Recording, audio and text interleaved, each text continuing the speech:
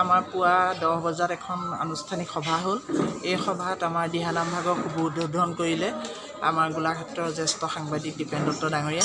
প্ৰশাসনিক বিষয়া হিচাপে পূজা পুনম গগৈ ডাঙৰীয়ানী উপস্থিত আছিলে আৰু বন্তি প্ৰজ্বলন কৰিলে দিহানাম সন্থা গোলাঘাট জিলাৰ অধ্যক্ষ শ্ৰীযুত যোগেন বৰা ডাঙৰীয়াই।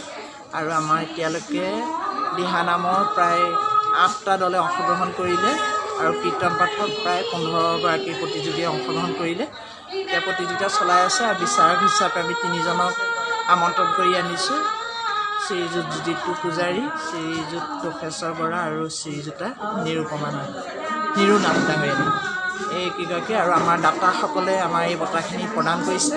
দিহানামৰ প্ৰথম পুৰস্কাৰটো প্ৰদান কৰিছে প্ৰয়াত ডাক্তৰ প্ৰদীপ কুমাৰ বৰুৱাৰ সোঁৱৰণত দাতা শ্ৰীযুতা অপৰাজিতা বৰুৱাৰ পৰিয়ালবৰ্গ।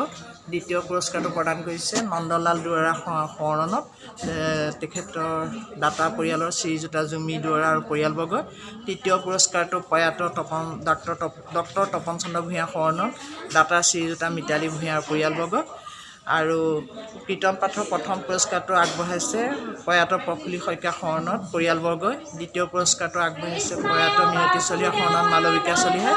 আৰু তৃতীয় পুৰস্কাৰটো আগবঢ়াইছে ধৰণীধৰ বৰুৱাৰ সোঁৱৰণত দাতা স্পিতা বৰুৱাই। আৰু বিশেষ বিচাৰকৰ পুৰস্কাৰ আগবঢ়াইছে প্ৰয়াত সাংগ তামুলীৰ সোঁৱৰণত দাতা শ্ৰীমতী ত্ৰিবেণী তামুলী। আৰু আমাৰ লগত দাতাসকলে পইচা আৰু একোটাকৈ টকীয়া